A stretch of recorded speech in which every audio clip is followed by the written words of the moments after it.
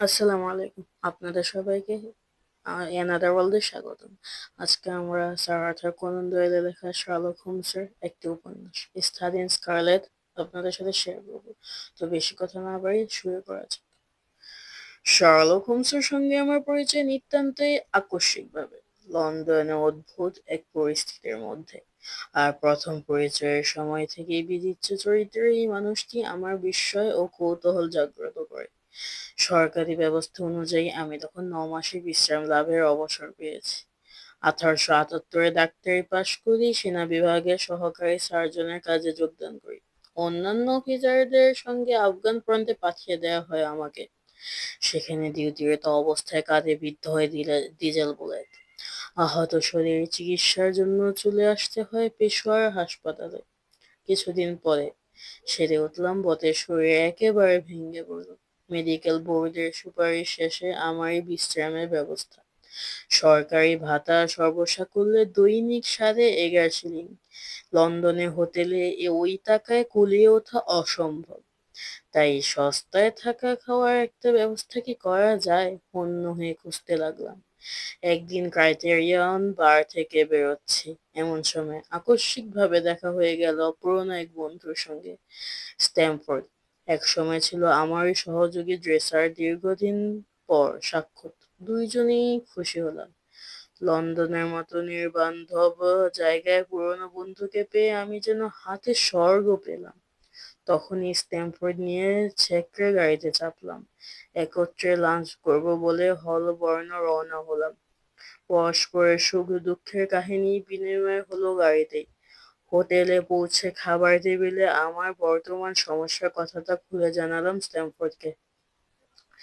খেতে খেতে মৃদু হেসে স্ট্যামফোর্ড বলল, থাকা খাওয়ার খরচের আধাআধি বখরায় থাকবার মতো সঙ্গীর কথা আজই একজন বলেছিল আমাকে। আমাদের হাসপাতালে কেমিক্যাল ল্যাবরেটরিতে কাজ করে, তবে তার সঙ্গে কতটা মানিয়ে চলতে পারবে সেটাই হলো কথা। কেন, না পারবার কি আছে? দুজনেই যখন একা। স্ট্যামফোর্ড হেসে আমার দিকে তাকিয়ে বলল, শার্লক হোমসকে জানলে ও কথা তুমিই বলতে না। না না, তার সম্পর্কে খারাপ কিছু ইঙ্গিত আমি করছি না। এমনকি লোক ভালো, তাছাড়া অ্যানাটমি কেমিস্ট্রিতে জ্ঞান অগাধ। তা একজন মেডিকেল স্টুডেন্টের পক্ষে। আমার কথা শেষ হবার আগে স্ট্যামফোর্ড বলে উঠল, আরে না না না, তবে আর বলছি কি, ধরা বাঁধা মেডিকেল ক্লাস ও করেনি কখনো। ওটাই তো হলো আসল মুশকিলের ব্যাপার। ও যে কি চায় সেটাই বুঝতে পারলাম না আজ পর্যন্ত। এলোমেলো উদ্ভট যত বিষয় নিয়ে পড়ে আছে সারাক্ষণ। বাইরের বিষয়ে জ্ঞান বিস্তর। বাহ, চমৎকার! এমন সঙ্গী তো আমার দরকার। পড়াশুনো করবে, কথা কম বলবে, মানুষ হবে শান্তশিষ্ট। ওসব দিকে কোনো ত্রুটি নেই। মুড থাকলে অমন মানুষের তুলনা হয় না। কিন্তু তবুও বলবো ভাই, দুজনের যখন দরকার, যোগাযোগ না হয় আমিই করে দিচ্ছি। কিন্তু বনিবনা না হলে পরে যেন আমাকে কথা শুনিও না। কথাটায় আমার কেমন খটকা লাগলো। জিজ্ঞেস করলাম, তুমি মনে হচ্ছে কিছু চেপে যাচ্ছ। এমন একটা সুযোগ হাতছাড়া করতে চাইছি না সহজে। আমাকে একটু খুলে বললো তো ভদ্রলোকের ব্যাপারটা। স্ট্যামফোর্ড হেসে বলল, না না, ওভাবে বলবার মতো কিছু নেই। আসলে কোনো একটা কিছু একেবারে মাথায় ঢুকলে সহজে নামতে চায় না। সবসময় সবকিছু পৌঁছেনে কেবল যুক্তি খুঁজে বেড়াবে না। জানার আগ্রহ এত বেশি যে মাঝে মাঝে তা খুব বিপজ্জনক আকার ধারণ করে। ওটাই আমার ভয়। কিরকম বলো তো? কিরকম শুনবে? ধরো তুমি তার বন্ধু মানুষ, দেখা করতে গেছো। এমন সময়ে চামড়ার উপর প্রতিক্রিয়া দেখবার জন্য বলা নেই কওয়া নেই, ধুম করে হয়তো তোমার গায়ের উপরই ভেজিটেবল অ্যালকালাইড চিমটি কেটে বসিয়ে দিল। নিজের চামড়ার উপর তো এমন এক্সপেরিমেন্ট ওর চলছে আখচর। আদৌ শুনবে? ছাত্রদের দেশি কোচিং রুমে গিয়ে একবার কিছু না, মৃতদেহ প্রতিক্রিয়া দেখবার জন্য দমদম মারার গায়ে লাঠি চালাতে শুরু করলো।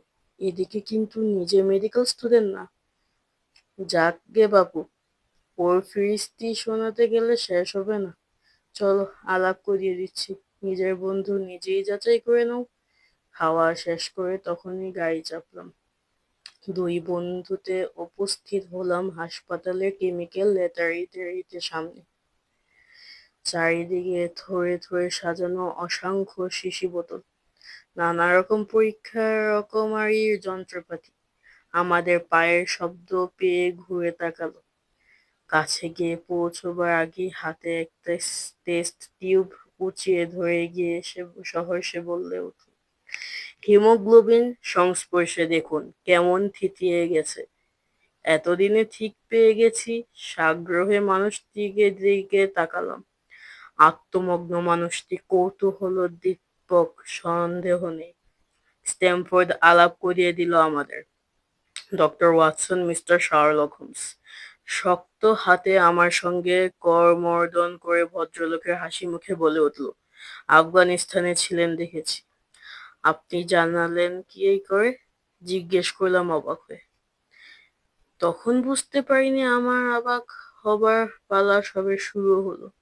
হোমস পরক্ষণে আবার তার নবতর আবিষ্কার প্রসঙ্গে ফিরে গেল। বারবার বোঝাতে লাগলো, রক্তের দাগ প্রমাণ করবার এমন শাস্ত্রসম্মত ফলিত পদ্ধতি দ্বিতীয়টা নেই। কথা বলতে বলতে নতুন পরিচয়ের সৌজন্যের কথা বেমালুম উপেক্ষা করে আমাকে টেনে টেবিলের সামনে নিয়ে গেল। বলল, তাকিয়ে একবার দেখলেই বুঝতে পারবেন। টাটকা রক্ত না হলে। বলতে বলতে অবলীলা ক্রমে নিজের আঙ্গুলে লম্বা একটি বটকে পটাং করে ফুটিয়ে দিল। পলকের মধ্যে রক্ত টেনে নিয়ে মেডিকেল জারের জলে মিশিয়ে দিল। এবারে দেখুন, 1 লিটার জলে 1 ফোঁটা মাত্র রক্ত। দেখতে স্বাভাবিক জলের মতোই, কিন্তু বলতে বলতে কয়েক টুকরো সাদা ক্রিস্টাল ছুঁড়ে দিল জলে। তারপর ঢাললো কয়েক ফোঁটা স্বচ্ছ তরল পদার্থ। হোমস চকচকে চোখে তাকালো আমার মুখের দিকে। আমি জারের দিকে তাকালাম। মেতে মেতে মেহগনি হয়ে গেল জলটা। আর সামান্য পরিমাণ বাদামি ধুলো থিতিয়ে পড়লো একেবারে তলায়। আমার চোখের সপ্রশংস দৃষ্টি লক্ষ্য করে উৎসাহিত হয়ে বলে উঠল, অপূর্ব! চোখের সামনেই তো দেখলেন। অপূর্ব! হিমোগ্লোবিনের সংস্পর্শে এলে থিতিয়ে যাওয়ার মতো এই একটি কেমিক্যালই আমি পেয়েছি।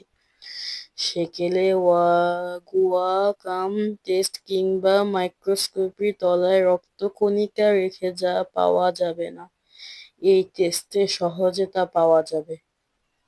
রক্তবাসী না, টাটকা সহজেই তা বলে দেওয়া যাবে।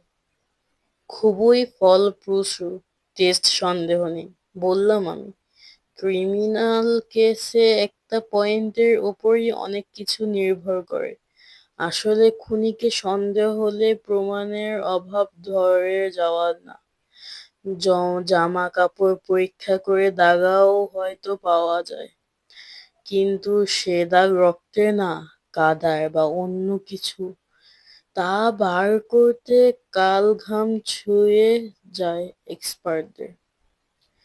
এখন থেকে এই সমস্যার সমাধান করবে আমার শার্লক হোমস টেস্ট, রক্তের দাগ প্রমাণ করবার একেবারে অমোঘ পদ্ধতি। বলতে বলতে খানিকক্ষণ থেমে নিজের মনেই যেন আত্মপ্রসাদের তৃপ্তিটুকু উপভোগ করলো অদ্ভুত মানুষটি। বলতে লাগলো, গত বছর ফ্র্যাঙ্কফুর্টে ডন বিচফেল মামলায় এই টেস্ট কাজে লাগাতে পারলে বিচফ ফাঁসি আটকাতে পারতো না। তাছাড়া ধরুন ব্রাডফোর্ডের মেসন কুখ্যাত মুলার, নিউ অর্লিয়েন্সের স্যামসন, মোপেলিয়ার লেফেদার, এমনই কেবল দুটো, 5টা নয়। অসংখ্য মামলার কথা বলতে পারি। প্রতিটি কেসের আসল তথ্য ফাঁস করে দিতে পারতো এই টেস্ট। অবাক হয়ে ছিলাম ভদ্রলোকের কথা, আর দেখেছিলাম শিশুসুলভ উচ্ছ্বাস। হাসপাতালের কেমিক্যাল ল্যাবরেটরিতে টেস্ট টিউবের সামনে বসে ভদ্রলোক দিব্যি আউড়ে গেল অজস্র খুনের মামলার কথা। এর মধ্যে নিজের দিকে মন দিয়েছে দেখলাম। আঙ্গুলের ক্ষতস্থানে স্টিকিং প্লাস্টার লাগাচ্ছে। চোখে পড়ল আরো বেশ কয়েক জায়গায় অমনি স্টিকিং প্লাস্টার লাগানো।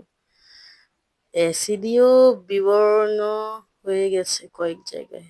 হাতটাও যেন একটা জীবন্ত ব্যানার। তুমি একটা ভালো ঘরে পেয়েছিলে বলেছিল। ভাগাভাগি করে থাকবার মতো সঙ্গী খুঁজেছিল। ডক্টর ওয়াটসনকে নিয়ে এলাম সেজন্য। স্ট্যামফোর্ডকে কাজের প্রসঙ্গ উত্থাপন করলো। হ্যাঁ, দুজনেই পক্ষে উপযুক্ত একটা বাড়ি দেখে রেখেছে বেকার স্ট্রিটের উপরে। কিন্তু তামাকের গন্ধ আপনার অপছন্দ না তো? মোটেও না। আমি নিজেই শিপ ব্র্যান্ড স্মোক করি। উত্তম। তবে কি জানেন, একসঙ্গে থাকতে হলে পরস্পরের বোধ খেয়ালগুলো সম্পর্কে ওয়াকিবহাল থাকা ভালো। আমি যেমন কেমিক্যাল নিয়ে থাকতে ভালোবাসি, মাঝে মধ্যে এক্সপেরিমেন্টও করি। তাছাড়া ধরুন, দাঁড়ান একটু ভেবে নিই। মাঝে মাঝে মুখে ছিপি এক্সপেরিমেন্ট, এতে গুম হয়ে বসে থাকে। মুখ ভার করেছি ভেবে তখন যেন অস্থির হয়ে পড়বেন না। ২-৪ দিন একলা থাকতে দেবেন। দেখবেন ঠিক হয়ে যাবে। এবারে আপনার খারাপ দিকগুলো কথা শোনা যাক। বলে অদ্ভুতভাবে তাকালো আমার দিকে। কথার ধরনে আমার হাসিও পাচ্ছিল। তরল কণ্ঠে বললাম, আমার তা ঝগড়াঝাটি চেঁচামেচি একদম বরদাস্ত হয় না। ভীষণ করে ঘুম আসে না বলে মাঝরাতে উঠে বসে থাকতে হয় মাঝে মাঝে। তাছাড়া হেসে উঠে বললাম, একটা বুলডগের পোষা বাচ্চা রয়েছে আমার। সর্বনাশ! আমার যে আবার বেহালা বাজাবার বদ অভ্যাস রয়েছে।